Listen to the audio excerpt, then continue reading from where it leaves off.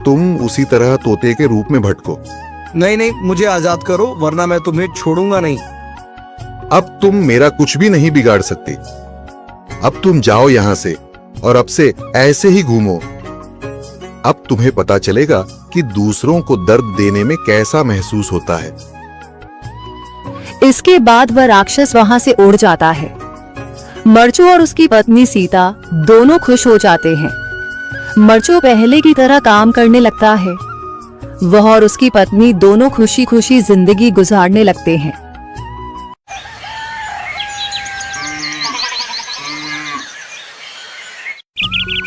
मरचू जंगल से लकड़ियां काटकर बाजार में बेचने गया, लेकिन उसे लकड़ियों के अच्छे दाम नहीं मिले। इस पर मरचू ने कहा, अरे भैया, इतने कम पैसे? इन पैसों में तो 2 वक्त का खाना भी नहीं मिलेगा। आप मुझे बहुत ही कम पैसे देते हैं। मैं इतनी मेहनत से लकड़ियां काट कर आता हूँ, लेकिन उनके पैसे मुझे बहुत कम मिलते हैं। भैया, तुम्हारी लकड़ियां होती ही इतनी कमजोर हैं कि मैं इससे ज्यादा पैसे नहीं दे सकता। तुम्हारी लकड़ियों के बस इतने ही पैसे बनते हैं। अरे भैया, कुछ ज्यादा कर दो ना। वो क्या है ना कि इन पैसों का तो कुछ भी नहीं आता। मैं अपनी जिंदगी कैसे गुजारूंगा? भैया, तुम जाकर अच्छी लकड़ियां लाओ, तभी इन लकड़ियों का अच्छा दाम मिल पाएगा, वरना इन लकड़ियों का तो यही दाम है।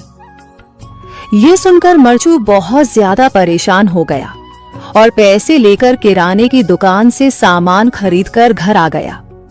घर पहुंचते ही मरचू की पत्नी सीता ने कहा, अरे जी, सामान ले आए आप?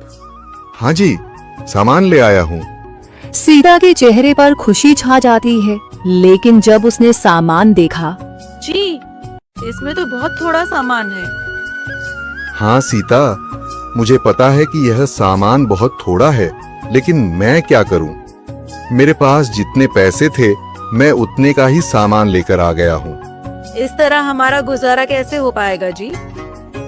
आपको तो पता ही है कि हम कितनी मुश्किलों से गुजारा करते हैं। हाँ हाँ, मुझे पता है, लेकिन मैं कर भी क्या सकता हूँ? मेरे पास इतने पैसे ही नहीं कि हम एक अच्छी जिंदगी गुजार सकें। इतनी मेहनत कर रहा हूँ, लेकिन फिर भी मेहनत का फल नहीं मिल रहा। इतनी मेहनत से अच्छी लकड़ी काट कर आता हूँ, लेकिन मुनासिब दाम नहीं मिलता। मैं तो बहुत परेशान हूँ। क्या करूँ? कहाँ जाऊँ? अरे जी, आप परेशान न हो, आप कोई और काम देख लें। मैंने कई बार काम तलाशने की कोशिश की, पर किसी ने भी मुझे काम नहीं दिया। ये सुनकर सीता भी काफी ज्यादा परेशान हो गई। मरचू से सीता की परेशानी नहीं देखी गई। उसने अपनी पत्नी सीता से कहा, मैं फिर से जंगल की ओर जा रहा हूँ। अरे जी, अभी मत जाइए ना, वैसे भी शाम हो रही है। आप कल चले जाइएगा, अभी मत जाइए।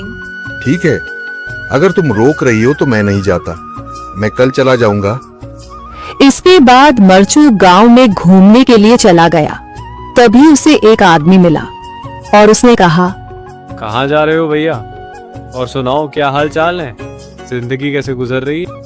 अरे भैया, तुम्हें तो पता है कि लकड़ियां काटकर कैसे गुजारा होता है। हाँ भैया, तुम सही कह रहे हो। और आसपास के जंगलों में अच्छी लकड़ियां भी नहीं है। इसके लिए तो जंगल के अंदर जाना पड़ेगा। पर जंगल के अंदर तो काफी सारे जंगली जानवर होंगे। मुझे बहुत डर लगता है भैया, मैं जंगल में कैसे जाऊंगा? हाँ भैया, जंगली जानवर तो होंगे, लेकिन अच्छी लकड़ी